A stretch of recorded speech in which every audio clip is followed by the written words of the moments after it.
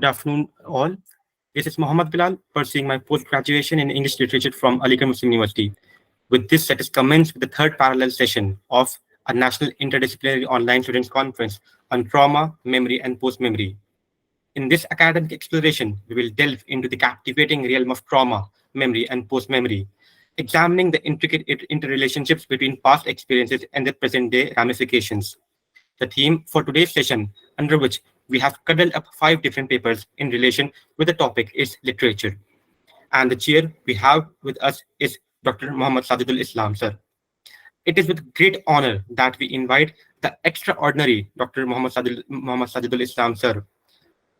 Dr. Muhammad Sajidul Islam, sir, is a distinguished associate professor in the Department of English at Aligarh Muslim University, India. He has been teaching in the Department of English since April 2007. He has taught at Jamia Hamdard, New Delhi, and Harigata College, Kalyani University, West Bengal. The areas of his research interests are cultural studies, post-colonial studies, Indian writing in English, contemporary British fiction, and English language teaching. He has been teaching communication skills, business communication, and fiction in the Faculty of Arts and the Faculty of Engineering and Technology. He also has interests in teaching British fiction, Indian fiction, literary criticism, and theory. He has been associated with the English Access Micro Scholarship Program, teaching English communication skills to the underprivileged school children of AMU schools.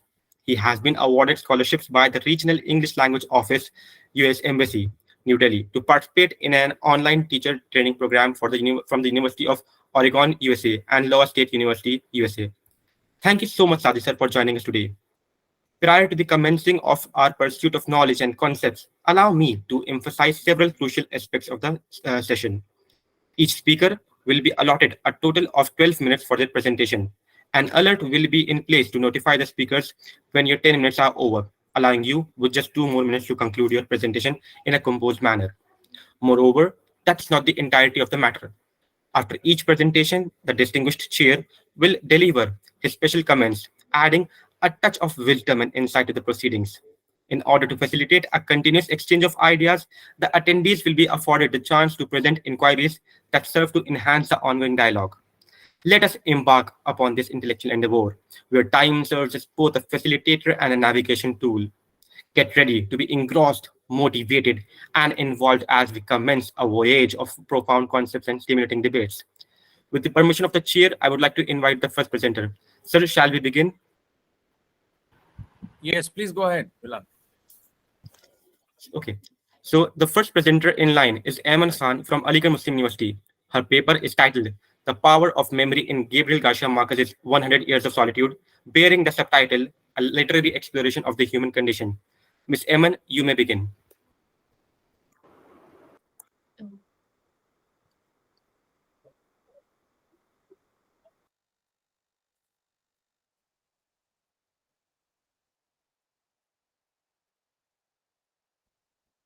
Is my screen visible?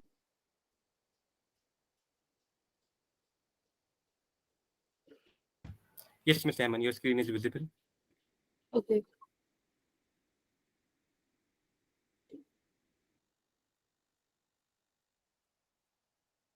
My name is Ayman Khan. As mentioned, I'm a student of BA Linguistics final year from Aligarh Muslim University. And the title of my paper is The Power of Memory in Gabriel Garcia Marquez's 100 Years of Solitude, a literary exploration of the human condition. In the realm of literature, few works possess the ability to captivate and enchant readers quite like Gabriel Garcia Marquez's magnum opus, 100 Years of Solitude. Within the passages of this remarkable novel, Garcia Marquez weaves a tapestry that transcends conventional narrative boundaries and delves into the depths of human experience. Central to this exploration is the enzymatic union of trauma and memory, which lies at its core of the character's struggle and shapes the trajectory of their lives.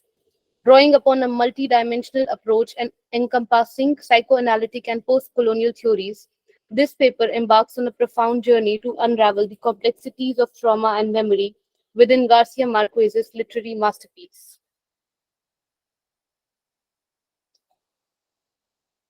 Mhm. 100 Years of Solitude stands as a testament to Garcia Marquez's narrative ingenuity defying the constraints of linear storytelling and embracing a non-linear narrative structure that mirrors the fluidity of memory itself. The novel unfolds like a multi-dimensional tapestry, with the past, present, and the future interwoven seamlessly, disrupting the traditional notions of time. Through this masterful technique, Garcia Marquez captures the essence of memory as it is not a linear progression, but rather a mosaic of fragmented experiences. Additionally, the author's skillful use of magical realism further enhances the portrayal of trauma and memory, blurring the boundaries between the real and the surreal, and amplifying the emotional impact of the characters' experiences. In the labyrinthine world of 100 Years of Solitude, Garcia Marquez presents a rich cast of characters who serve as vessels through which complexities of trauma and memory are explored. These characters, representatives of both individual and collective experience, bear the weight of personal and historical traumas, struggling to come to terms with their past. From Jose Acardio Buendia's descent into madness to Aureliano Buendia's battle with his family's legacy, each character grapples with their own inner demons, mirroring the profound struggles faced by individuals and communities in the aftermath of trauma. Garcia Marquez's nuisance portrayal offers profound insight into human condition and the myriad ways in which trauma shapes and molds our lives.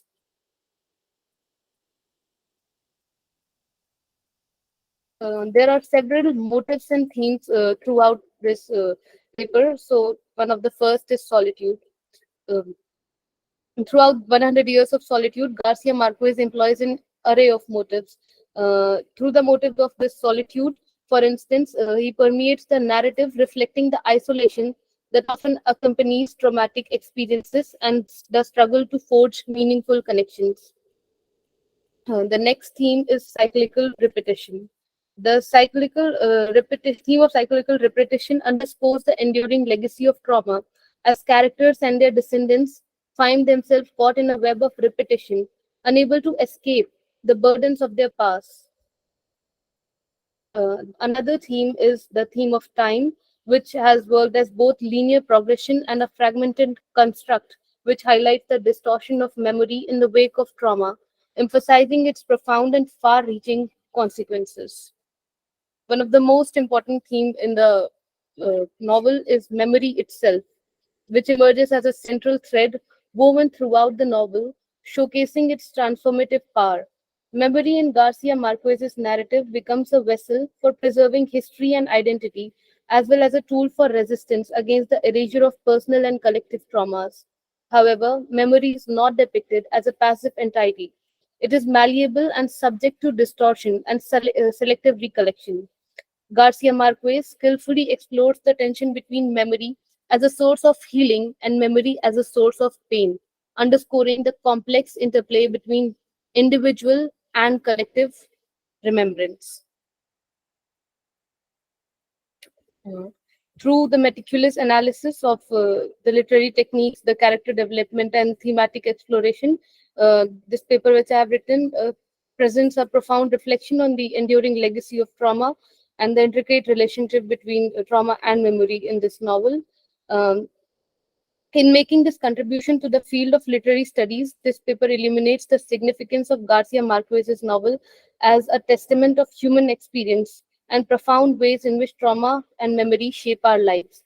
By engaging with the rich tapestry of 100 Years of Solitude, readers are compelled to reflect on their own relationship with memory and the enduring echoes of trauma within societies. Through its lush prose and profound insight, Garcia Marquez's masterpiece serves as a catalyst for deep introspection and contemplation, solidifying its place as a vital, indispensable work within the realm of literature. In conclusion, Garcia Marquez's novel 100 Years of Solitude stands as a monumental work that transcends time and cultural boundaries. Through its meticulous analysis of literary techniques, character development, and thematic exploration, this paper has shed light on the enduring legacy of trauma and intricate relationship within the novel. Um, And this also offers a reflection on universal human condition and solidifies its place as a vital and indispensable work within this literature. Thank you.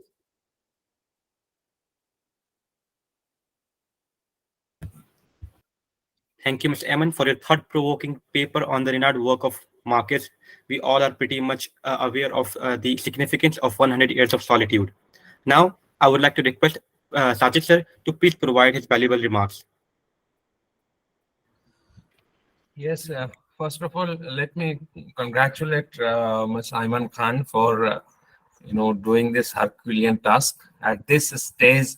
Taking up such a difficult book to reflect on and write a paper is indeed commendable. You have chosen the key areas of the book, meaning the technique, how Marquis has used memory, and how he explored trauma and history and post-coloniality in his book. Actually, this book is quite a difficult one, and it can be read from different perspectives. Okay, and the book employs what is known as magic realism. So probably magic realism could have been reflected upon a little bit, how it, as a technique, it has helped Marquis to explore memory and provide a kind of alternative history of the post-colonial experience. Thank you. You can add on this aspect also to your paper. Thank you. Thank you so much. I'll surely try to add that. Thank you, Sajid sir, for your valuable remark. The platform is now open for the question answer session. If anyone has got any question, you may unmute yourself or type your question in the chat box.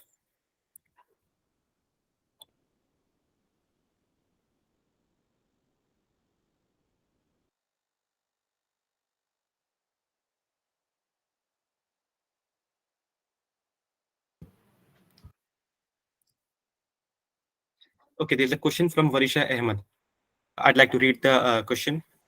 Your abstract states that post-memory as a mode of re-experiencing the past through the stories, images, and behaviors transmitted generation to generation. Since this is a transmission and a cycle through which two things pass on in parallel, the past and the message that the author wants to convey. Do you find Gabriel's text do the same, whereby he conveys the past into the present and his message as the author for the present? Over to you, Aman. I think since this is a paper on trauma and memory, and trauma, whenever trauma is, as we all know, that trauma is something that stays with us even after the event has happened. So I think that it surely is passed on, and like post memory involves the transmission of experiences and narratives. So this is surely a message for the present generation. It's not the generation, but for the present. Thank you, Ms. Eman. I hope you've answered your question. Now we would like to move on, and the next presenters in line is Ms. Shagun Gupta, along with her co-presenter Yukti Sharma, hailing from the Vivekananda Institute of Professional Studies. Their paper is titled "The Maze Runner: A Chronicle of Memory, Identity, and Trauma." Now I would like to pass on to Ms. Shagun Gupta. You may begin. Well, good evening to all. I'd just like to share my screen. Just a second.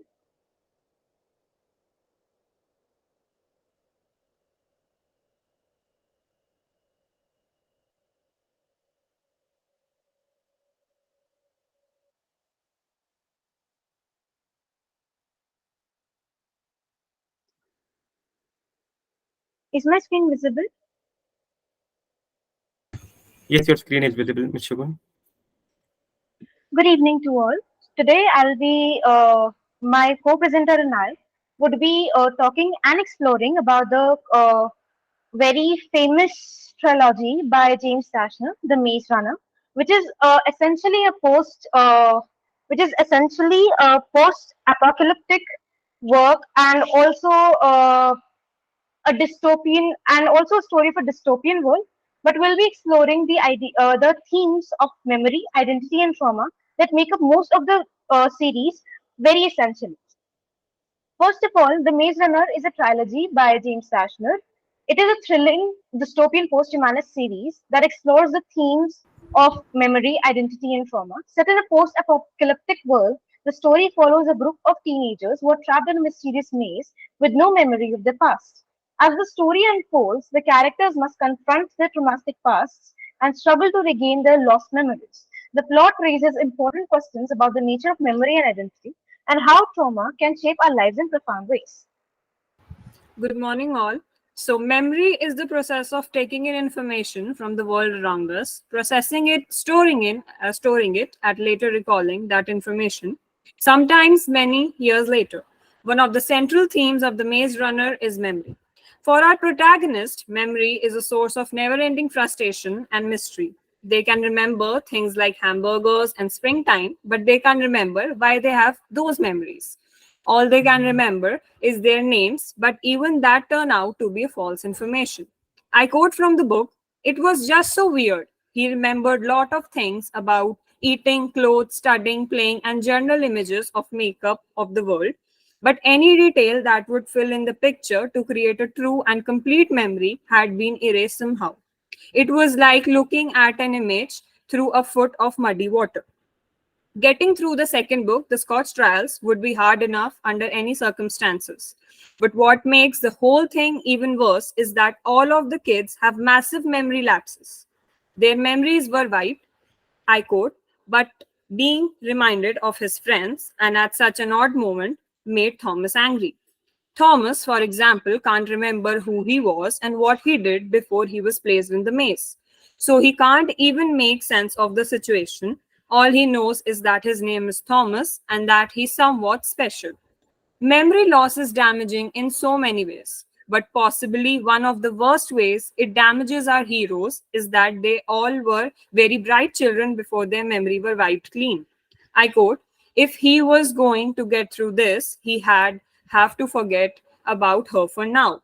Pushing memories into back of your mind is pretty hard to do, but in some cases it's vital. Because Thomas was stung by a griever and went through the changing, Thomas experiences quick flashbacks of what his life was like before. He had his memory wiped. And at first, the readers think it's a great idea, but Thomas dreams more and more about the past in the death cure. It only seems to confuse him even further. I quote, "You really want to spend the rest of your life living, having no memory of your parents, your family, and your friends. You really want to lose the chance to hold on at least the few good memories of you may have had those before all this began." It reminds him of the maze, and a quick flash of horrible memories of that place went through his mind. Identity. All of our characters struggle with the question of who they really are, where they come from, and above all, why they deserve to be in the situation where they find themselves. At that moment, Thomas realized with a sickening lurch that he had no idea how old he was. His heart sunk at the thought he was so lost he didn't even know his own age. Although it's a given that most of the boys in the glade have dealt with his identity crisis, at least enough to not want to dwell on it over much, we see Thomas's anguished deliberations. He deliberates if they had ever been prisoners to have been trapped into a maze like that. He says to his very first friend that he made in the maze, "Chuck, how old do you think I am?" The boy scanned him up and down. "I'd say you're 16, and in case you're wondering, 5'9", brown hair. Oh, and the ugly aspide level stick." 16? He was 16. He felt much older than that. This is a testament to Thomas's mental state at the point where he figures out that he doesn't even remember his age, his identity, where he came from, and why is he stuck in the place he is. By the end of the book, we've only begun to scratch at the surface of who Thomas is and what makes him tick. But his mission to forge his own identity is a large focus of the story. As the characters begin to regain their memories, they are forced to confront the truth about themselves and their past. This can be a painful process as they come to terms with the mistake they have made and the people they used to be. The novel suggests that our identity is not fixed, but rather constantly evolving as we learn and grow. "I know who you are. I'll be repeated slowly. Seen it, seen everything, where we came from, who you are, who the girl is, I remember the flare.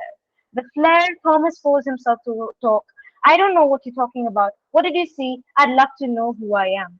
This quote comes from the very first installment of the series, The Maze Runner, wherein, as being trapped in the maze, Albie has just gone through the changing, just being strung by a griever, and he has seen snippets of his past that have alerted him to the very traumatic past they had before they had their memories right. The Maze Runner also deals with the theme of trauma, particularly about the characters' past experiences. As the characters begin to remember their past, they are forced to confront the traumatic events that led them to the maze.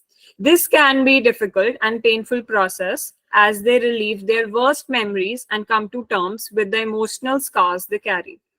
You know, I'm not at all scared.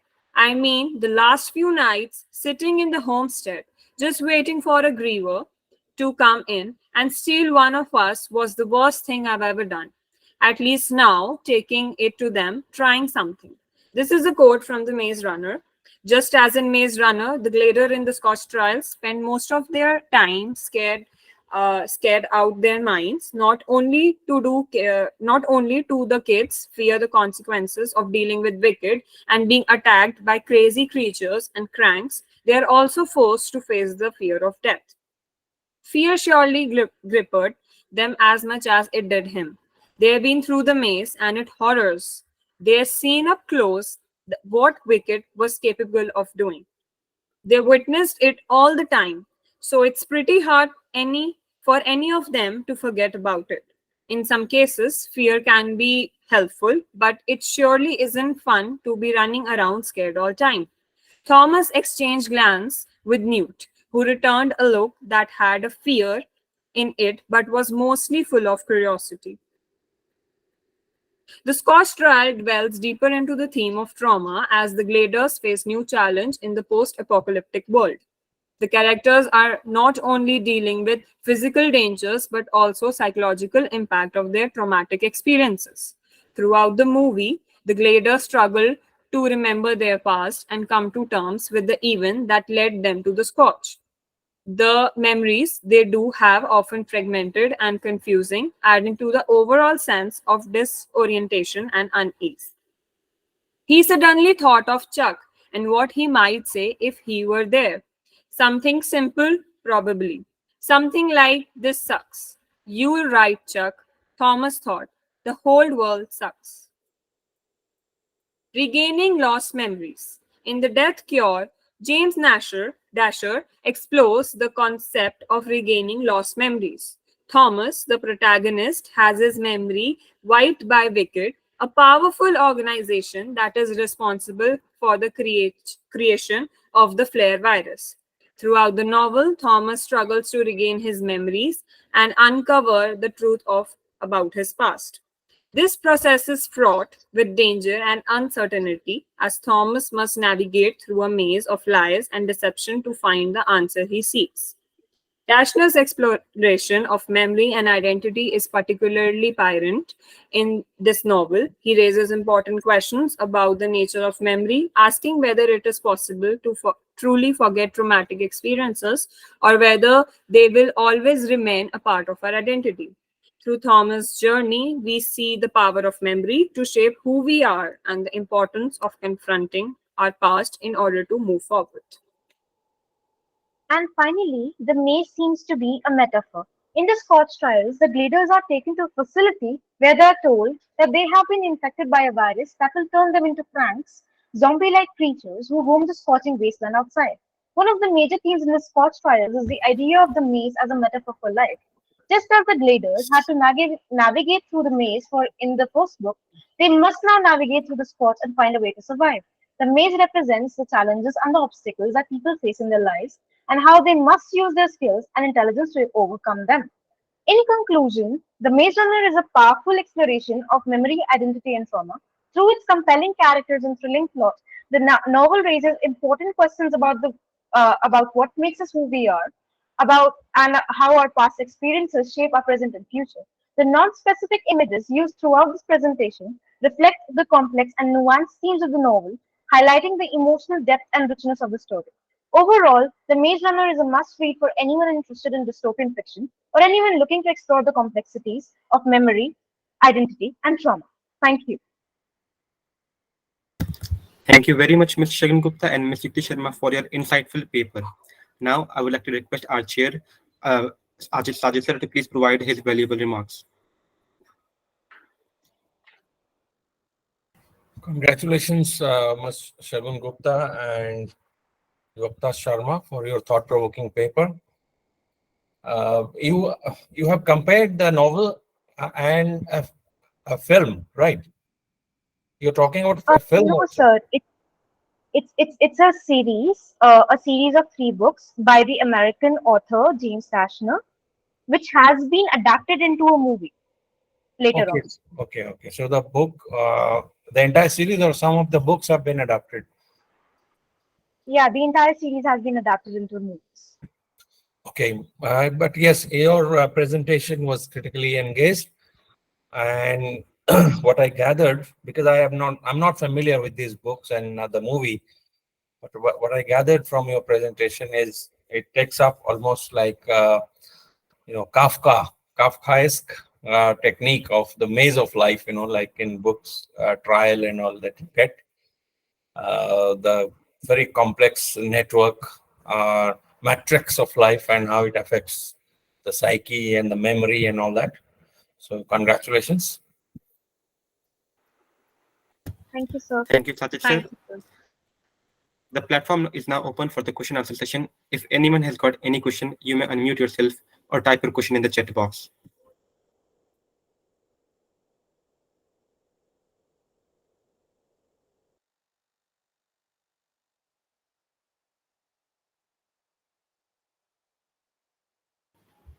I believe there are no more questions. Thank you, Ms. Shagun Gupta and Ms. Yukti Sharma. Now, moving forward, the next presenters in line is Ms. Khushi Jain and Ms. Adya Gupta from Vivekananda Institute of Professional Studies. The title of their paper is A Tale of Two Cities, bearing a subtitle, A Saga of Trauma, Memory and Post-Memory. Over to you, Ms. Khushi Jain and Ms. Adya Gupta.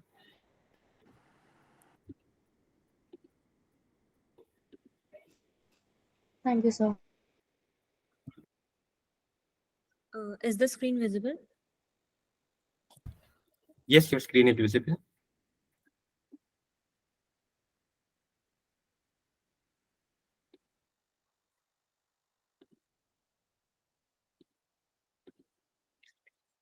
Good evening, everyone. I am Khushi Jain, author 1, currently pursuing BA English Honours from Vivekananda Institute of Professional Studies, along with my co-author Adya Gupta, to discuss our talk about A Tale of Two Cities, a saga of trauma, memory, and post-memory. My first point concerns trauma. Trauma is a response to a deeply distressing or disturbing event that overwhelms an individual's ability to cope and diminishes their ability to feel emotions. Some of the emotional signs of trauma are sadness, anger, fear, shame, denial, etc., that disrupts an individual's mind and results in nightmares, insomnia, and emotional outbursts. Next, we have memory. Human memory is a mental process that has various implications on life and how you experience things. It retains the meaningful events to achieve our goals. Human memory also helps in reminiscing the good old days or shows the light on the worst past of one's life. Like we see in the novel, Dr. Mennett is seen as the victim of both trauma and human memory.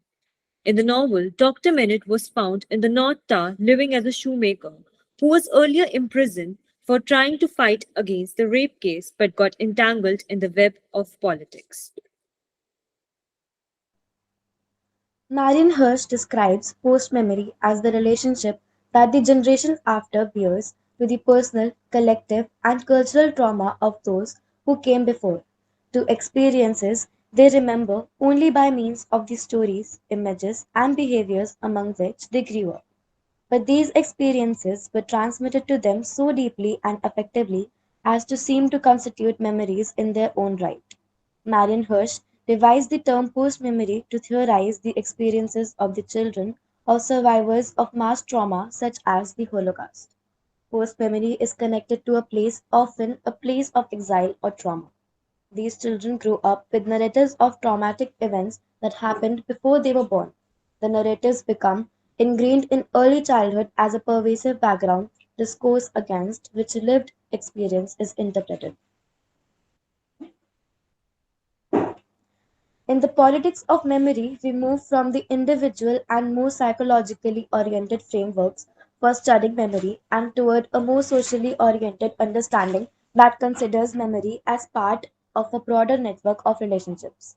Such an approach is especially well suited to communication studies, given the field's particular emphasis upon issues of identity formation, power, and politics. However, in moving toward considerations of memory as a social phenomenon, memory studies upon themselves up the questions raised by the need to engage a shifting cultural, political, and technological landscape. A Tale of Two Cities is a novel written by Charles Dickens. The story is set in the complex backdrop of French and Industrial Revolution, which shows the hardship faced by the people and the post-traumatic stress faced by their children and the future generation. The complex plot revolves around Sidney Carton's sacrifice of his own life for Charles Darnay and Lucy Mennett. Charles Dickens in the novel has a unique repetitive technique to press the emphasis on the important events in the novel. He takes the anti-political tone and criticizes the aristocratic tyranny and the latter Madame Defarge, who knits the name of her enemies beside the guillotine. Charles Dickens also emphasizes on the recall to life for Dr. Mennett, who had been found living under a different identity. He was recalled to life through the love of his daughter, Lucy Mennett. French Revolution was the biggest dramatic event in the history of the world. It began in 1789 and ended in the late 1790s. During this period, French citizens radically altered their political landscape, uprooting centuries old institutions such as the feudal system and the monarchy. The upheaval was caused by the economic policies of King Louis XVI. Empty royal coffers, poor harvest, and rise in food had created feelings of unrest among the poor rural and urban population. In the novel, darkness and light is symbolized by Lucy Mennett and Madame Defarge. Darkness shows the danger, fear, and uncertainty which are the key elements of the French Revolution. It represented Dr. Mennett's captivity covered with darkness. Charles Dickens' childhood included pains of poverty in England. His characters, especially Madame Defarge, have no limits for revenge against the criminals of her sister. Reign of Terror was a terrible time in France, and it gives an idea how far things have gone worse during that era. Also, in the novel, as people starved to death and urged Marquis to find food, but at last people were left with nothing and were forced to starve while the nobles lived happily. Among the myriad of powerful themes that Dickens invokes, the key motives are those of duality, revolution, and transformation on a personal and on a societal level. Admittedly, Dickens was largely inspired by the political regimes of England and France, both in the midst of bloody revolutions. Yet, Dickens' words offer an unexplored frame to look at the other revolution happening at the time, one with much greater historical significance, the Industrial Revolution. It was the era of transition to new manufacturing processes where predominantly agrarian and rural societies urbanized from handicraft economies to ones dominated by industry and manufacturing. While no monarchs were overthrown or palaces stormed, there was no revolution benefited humans and society more than the Industrial Revolution. Technology and machinery brought upon the best of times, the age of wisdom, and the season of light, after centuries of what historians now call the Dark Ages. The elements of Gothic and horror in A Tale of Two Cities. Dickens' writing style in A Tale of Two Cities is Gothic and eerie. Dickens' writing is abounding of violence and oppression, and he utilizes diction that musters a feeling of brutality and pity towards the characters. Violence is a prevailing pattern in A Tale of Two Cities. Dickens' goal is to help the reader experience the violence and bloodshed families experienced during the French Revolution. He achieved this goal by adding characters and symbols that have violent characteristics or characters that experience violence. He also adds violence that with historical background. Dickens uses a place where violence and oppression was a severe problem. The book is brimming with violence based on its historical background, characters, and symbols. The major characters of the novel who go through traumatic and post traumatic stress are as follows. First, we have Dr. Mennett. Dr. Mennett is the male protagonist of the novel A Tale of Two Cities. He is an accomplished French physician who was sentenced to imprisonment and became the victim of the politics and trauma. He embodied the terrible psychological trauma of persecution of tyranny. He was eventually recalled to life through the love of his daughter, Lucy Mennett.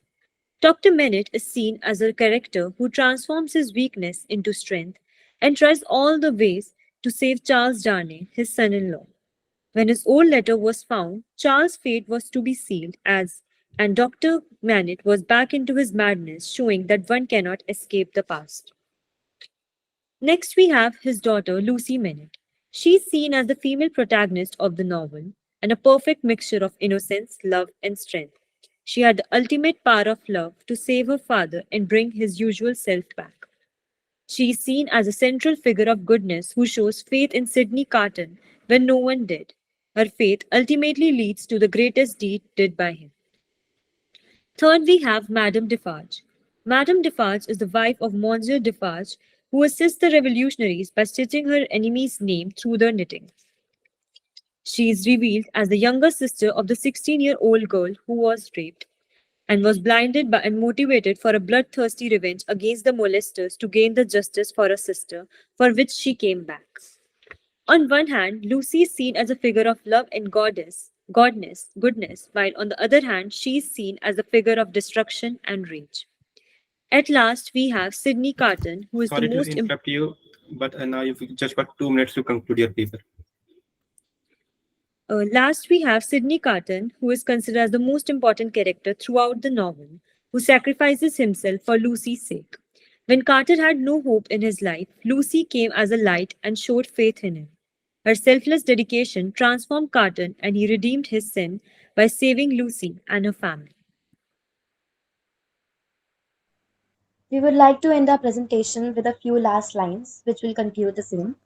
A Tale of Two Cities is a traumatic political novel. This novel shows us how human beings go through various emotions and traumatic sentiments in their life and try their best to overcome such situations. Thank you for your time. That's been our time. Thank you, Ms. Khushi Jain and Ms. Adya Gupta, for your wonderful paper. And believe me, A Tale of Two Cities is one of my favorite novels. Now, I would like to request Dr. Sajidul Islam, sir, to please provide his special comments. Yes, congratulations, Khushi Jain and Aditya Gupta, for your paper. This Tale of Two Cities, it is a popular book, as Muhammad Bilal said that it is his favorite. It is a book that has been read many times, and the opening lines, you remember? The opening lines? The opening line itself, Yes, sir. it has the kind of contradiction that French Revolution and the Industrial Revolution has for humanity, You also might know that Wordsworth himself was a supporter of French Revolution in the beginning, but then later, because of the violence and bloodshed, he quit it. He went over to Paris and then he came back. And at the same time, the book is also, as the presenters have referred to, the event of Industrial Revolution. Industrial Revolution, the impact of Industrial Revolution on human psyche and trauma and all, along with the violence in the time of revolution, they have a very long-lasting impact. And I can also say that the art of novel writing, flourishes right from that point where we have the beginning of Industrial Revolution.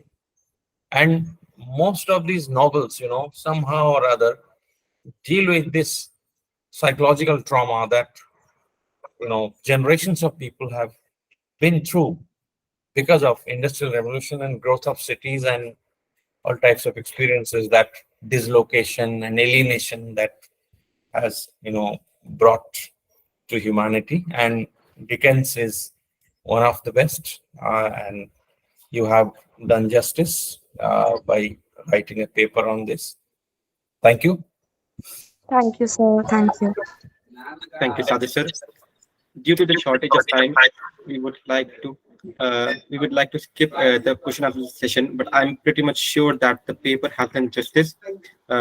Now, next in line is Miss Sadia Pirzada from Ashoka University. The title of her paper is Demystifying the Legal Narrative, with the subtitle Neurosis and After in Ethel Fugard's The Island. Over to you, Ms. Sadia Pirzada. Thank you. I'll just share my screen.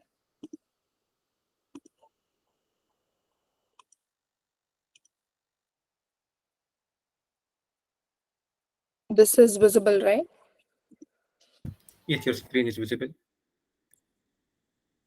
Okay. Today I'll be presenting my undergraduate thesis project on the South African play called The Island.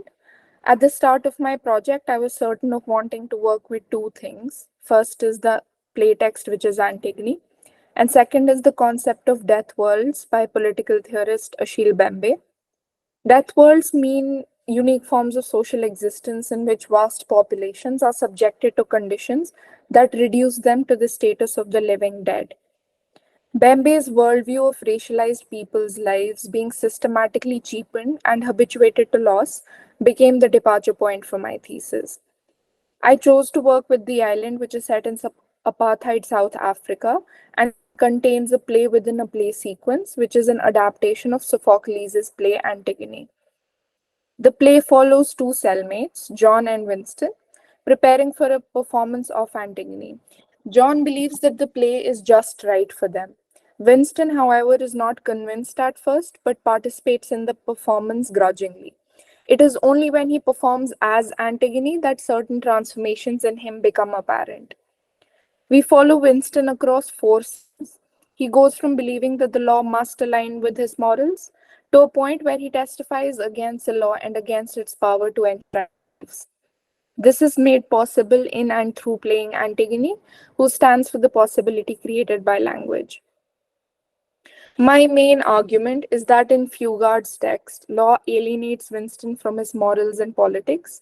It mystifies the experience of incarceration through its language. Law does not guarantee freedom, but it keeps that flicker alive. Just the right amount of hope to keep the prisoners going, a sort of a mystification. By performing as Antigone, Winston is able to demystify his experience, giving a narrative to where he has come from and where he must go. In scene 3 of the play, John finds out that his prison sentence has been reduced to 3 months. Winston, however, must serve his life in prison.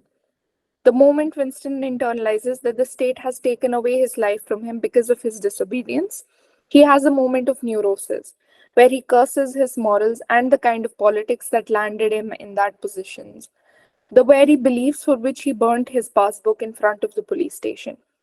The power of the law to strip away life makes him a witness of itself. By belittling the objectives that constitute his guilt, Winston incorporates the language of the law in his speech. Scenes 1, 2, and 3 of the play, which is The Island, acts as the build-up and rehearsals for scene 4, where Winston finally jettisons his shame and internalized blame to embody the role of Antigone. The repetition as rehearsal that preceded their play performance differed from the repetition of punishment in its capacity to demystify. It helps Winston arrive at a point where he accepts the way the law has worked. In The Island, it purifies the protagonist of his self-doubt and purges his hatred towards his belief systems. The performance allows Winston a tactical exhibition for his beliefs. He uses the prison, which is a site of peak state discipline, as a space for display for alternate modes of being and criticism of the state head. Catharsis is a process of forms of emotion being transmuted into higher and more refined forms, and that which is purified ceases to exist by the end of the play. This cessation is met with becoming another, and for Winston, that means becoming someone who is at peace with his destination. So I'll now go through the various ways in which performance edifies Winston. First is that theater inside prison allows staging the punishment that has become invisible and becoming one with the exercise of power. Performance allows one to be self-conscious through the other, that is, through the audience. Sociologist Tony Bennett, who picks up from Foucault and argues that the act of arranging things and bodies for public display allows people to know rather than being known, to become the subjects of knowledge rather than its objects. While he posits that exhibition allows people to know power and what power knows and to interiorize its gaze to self regulate, I argue that the process of knowing power can also give access to legibility, that instead of being self regulatory, the subject can be excessive and resistant.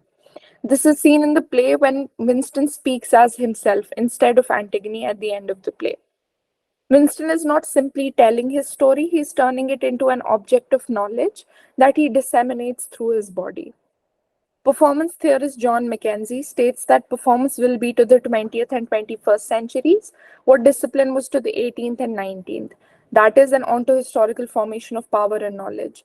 So the island then stages a clash between disciplinary sources of knowledge and power, that is the prison, versus the knowledge-power complex produced by performance. On the level of form, the tension between law and literature in the island is of pass book versus play text. Let's class citizenry versus writing the self. In South Africa, pass books were a form of internal passport system designed to segregate the population and allocate migrant labor. Passbooks contain details like fingerprints, addresses, the name of the employer, how long a person has been employed, and other identifying information. In writing a narrative that is outside of the one contained by passbooks, writers and performers take away from the absolute nature that the legal texts enshrine themselves with. Adaptation within the island then can be read as an act of crossing over into an alternate space, a passage into alien waters exceeding the realm of the passbook. While the legal apparatus controls who a person is within certain criteria, the space of adaptation is one that allows becoming another and via that distance knowing the self, that too in more ways than one. Secondly, rehearsal for the play is not simply mimetic repetition but an attempt to understand. Diana Taylor, who is a scholar of performance, establishes that performance initiates critique and creativity within the framework of repetition. In scene 1, John writes the stages of a court proceeding on the floor and asks Winston to learn the order for the play that they are set to perform. He writes state laying charges, pleading in mitigation of sentence, then sentence, state summary, and farewell words. This is an attempt to initiate Winston into understanding that the state will not provide any recognition. Rather, it will continue to uphold the distinction between the obedient and the criminal. The legal ritual is broken up in such a way as to obscure its familiar form. It is dismantled to see each of its parts clearly. The repetition at the heart of memorization and rehearsal becomes an act of teasing apart the mechanism of the trial. So literature then creates space not only to narrativize Winston's experience, but also to create witnesses. The act of witnessing takes place on two levels. One is Winston as a witness to his own experience, and second is the audience's interpellation into the act of bearing witness. Winston finds it absurd to dress as a woman, to which John says, "Remember this, brother, nobody laughs forever. There'll come a time when they'll stop laughing, and it will be the time when our Antigone hits them with her words." Even as there is a distance between the actor and the character, there is also the possibility of the character's words reaching out into the audience and communicating something that is not comedic but striking. John explains the importance of the play performance by saying, "Who cares, as long as they laugh in the beginning and listen at the end? That's all we want them to do, listen at the end." Even as cross-dressing of male prisoners may invoke laughter, it will also invoke listeners to their stories. Antigone's narrative collapses with that of Winston, and the audience is presented with both of their narratives in relation to one another.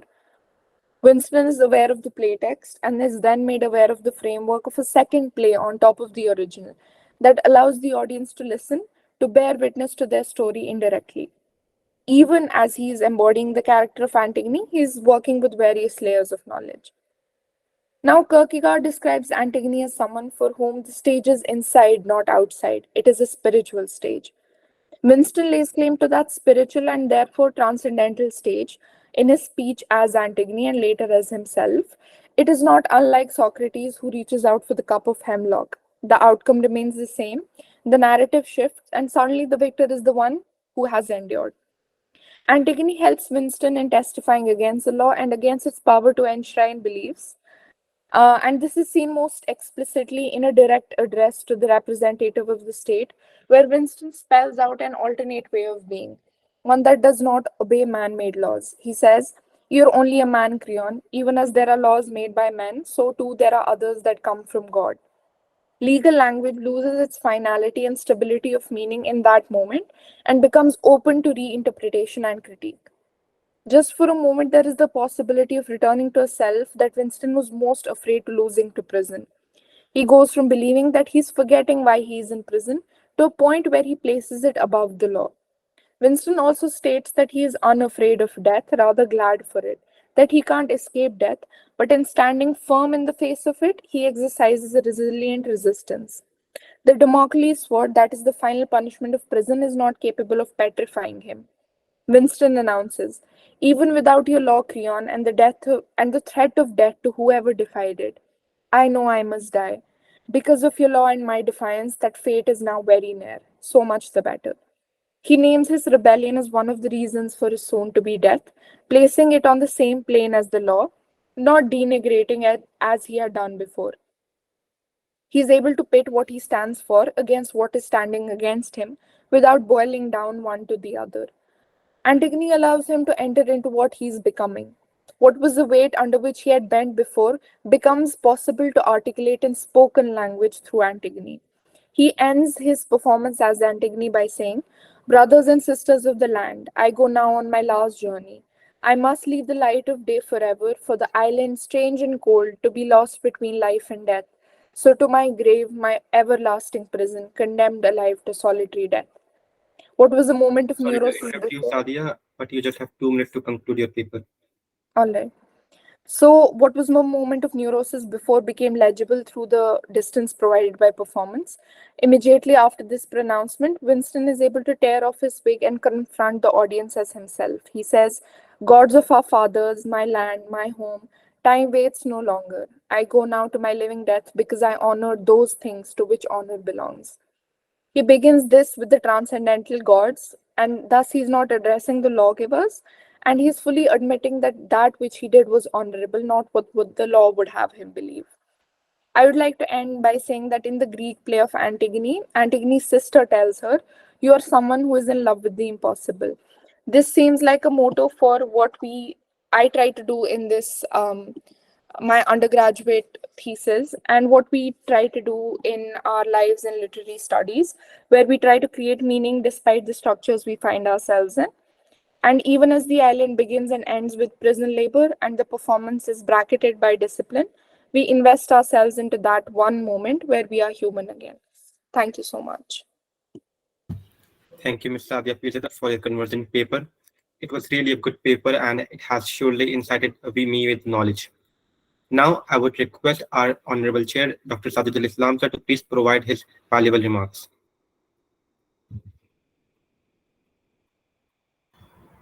Yes, let me first congratulate Ms. Sadia Pirzada for her illuminating paper. I just have to, I had just one comment to make on this, as I gathered from her presentation. The contemporary play that Islands that she's reading, and within the play, the interpolation of Antigone, right? So Greek play, Sophocles play, Greek play, and then bringing it to modern, the secular state apparatus like law, prison, punishment, and all that. So before I offer my comment, can I ask you a question, Sadia? Yes, please, sir. Do you find any parallelism between the mythical age and the play Antigone, another play that Sophocles wrote, and the contemporary play that you read in the context of, say, modern democracy and secular law and secular, you know, this system of punishment and all that. Yeah, I think the biggest similarity between the two is the clash between what the prisoner, which in one case is Antigone and in this play's case is Winston, their clash against secular law or man-made law. So for Antigone, that was her belief in divine law over state law against Creon. And for Winston, that was believing in his own kind of belief system, which was not necessarily divine law, but morals that he had for himself, and that clashing against the disciplinary mechanism of the state. Okay. At the same time, don't you see that as in classical plays and classical literature, we find the device of deus machina. Okay. In the deus machina, I believe you understand. Deus machina, intervention by gods and goddesses, Yeah. is beyond the control of human agency. And in the present context, in the contemporary context, these ways of the law, like the inscrutable ways of the law, that we find in Hamlet also, and in modern day laws are more complex, and the system of punishment and government and everything, which makes individuals sometimes helpless. And don't you find similarity between these two? The deus machina used in classical plays, classical literature, in mythical plays, and in the modern bureaucracy, law, prison, punishment, and all these systems. Yes, definitely, sir. I especially see that difference in earlier it was the Greek gods in their mythicized world. They were the ones intervening, or on the level of voice, the chorus sometimes spoke instead of the characters. But then modernity became a time where we replaced the figure of God with secular law, which Right. worked with the limits of human reason. So we kind of created an idol out of man-made laws. So I definitely see that intervening in the lives of modern subjects and making it impossible to navigate political life. Okay, thank you. Thank you for your presentation. Thank you, Sadhu sir, and thank you, Mr. Thank Adya you, sir. Pirdada. Now, moving to our last presenter, we have Mr. Sidratul Muntaha. His paper is titled Death of Humanity, with the subtitle Through the Lens of Bowlby's Attachment Theory. Over to you, Sidratul Muntaha.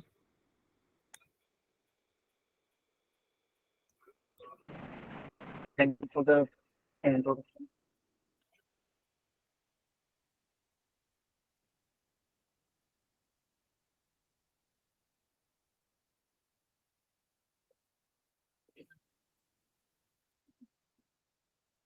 Uh, is my screen visible? Yes, Sidratul Muntaha, your screen is visible. Okay. So the title, myself, Siddharth Munta, a student of second year BA from the Department of English, Aligarh Muslim University. The title of my paper is Death of Humanity Through the Lens of Ball-Based Attachment Theory. Before going on, let's go back into 1940s, just get an idea. World War II was the deadliest military conflict in the history in terms of total dead, with some 75 million people, casualties including military and civilians, or around 3% of the world population at that time. It was around, I think, 2.26 billion at 1940s, the world population.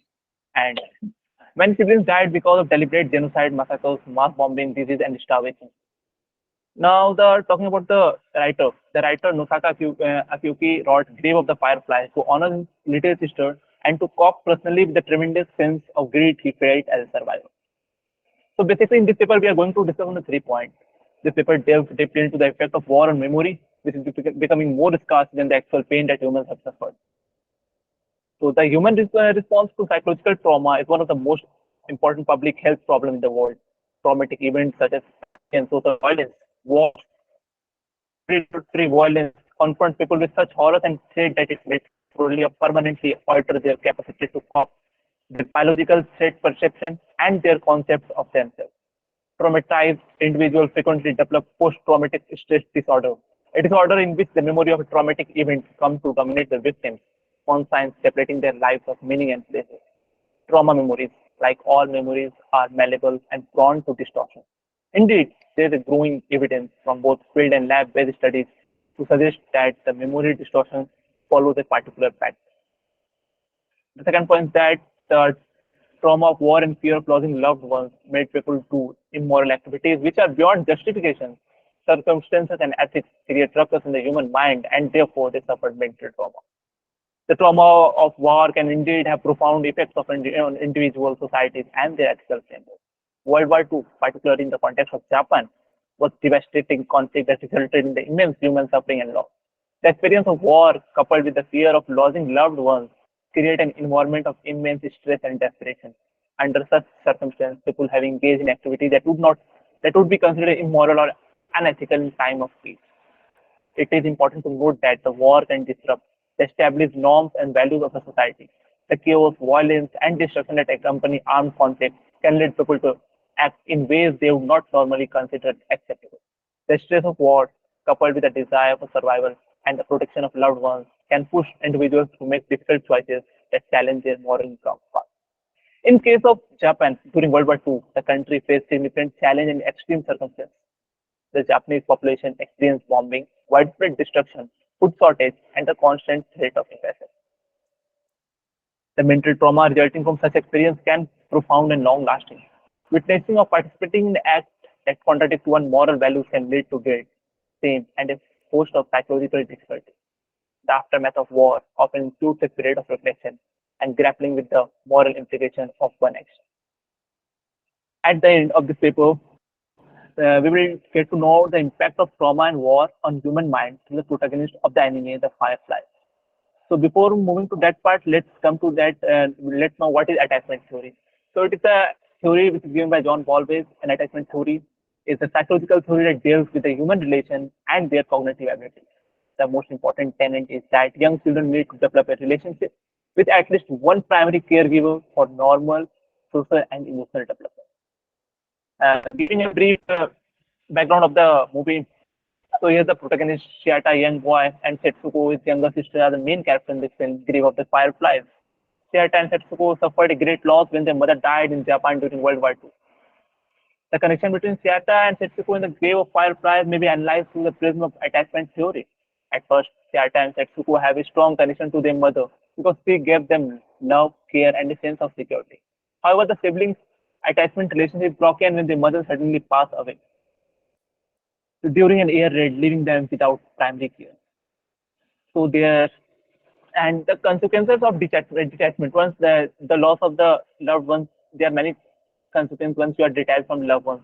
It creates emotional consequences, communication issues, self-awareness and personal growth, empathy and compassion, mental health implications. So at the Grave of Fireflies, now let's go to the movie.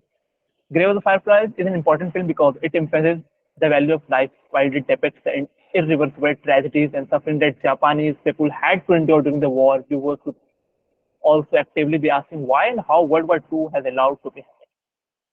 Moving to the end of this paper, at the end of this paper, we'll get to know the impact and trauma of war on the human mind through the protagonist of the anime Grave of Fireflies. Grave of Fireflies is a powerfully and emotionally charged anime film directed by Isao Takahata, which explores the devastating impact of war on human mind, particularly through the experience of the protagonist Shiata. Set during World War II in Japan, the film follows the story of Shiata and his younger sister, Setsuko, who orphaned after the mother's death during an air raid. So I quote here the conversation between the brother and sister, Shiata. Shiata, can't we go home? Why? Why do we have to do all this on our own?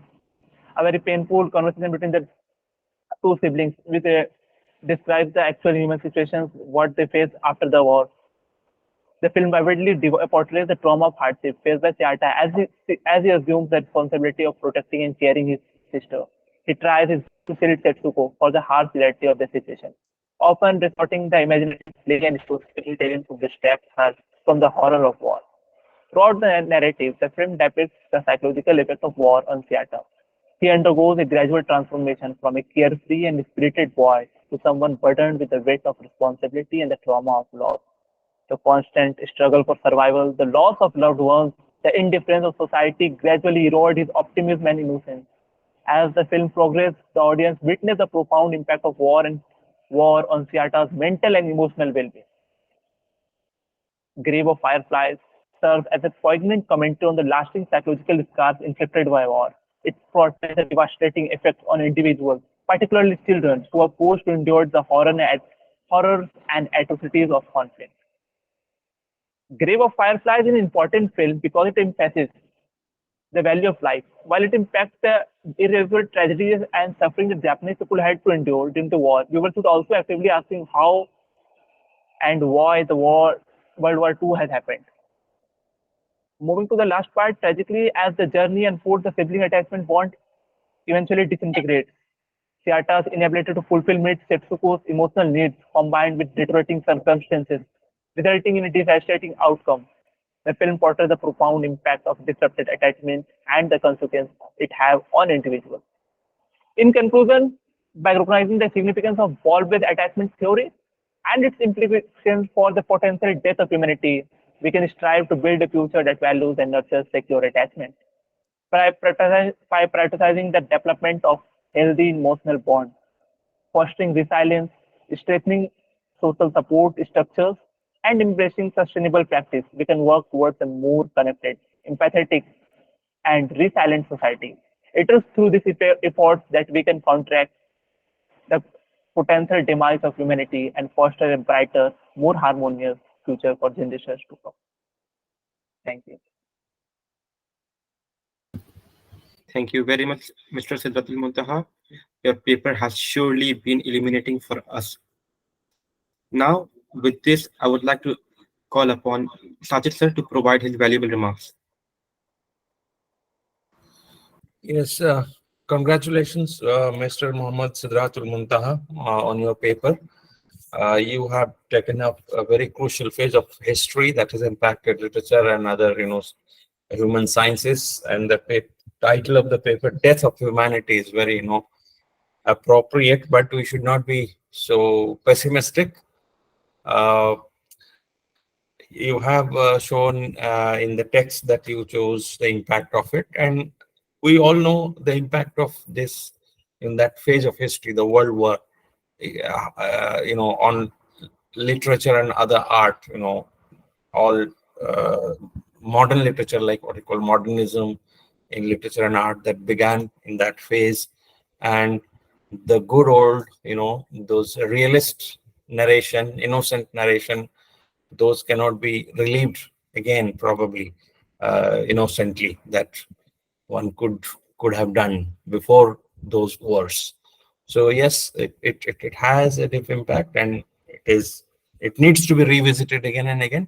And thank you for having done so. Thank you. Congratulations. Thank you, Sajid sir, and thank you, Mr. Muhammad Sidratul Muntaha. That is it for this paper presentation. It couldn't have gone any better. The level of nuance in all the papers presented in this session testifies for your literary acumen and the hard yards you have all put in these papers. I would like to especially thank Sajidul Islam sir for being a result of Deus Ex Machina for us and saving us in this very crucial time. Thank you, Sajid sir. Welcome. Thank you. Thank you all. Now, please stay tuned so that we could begin with our next session.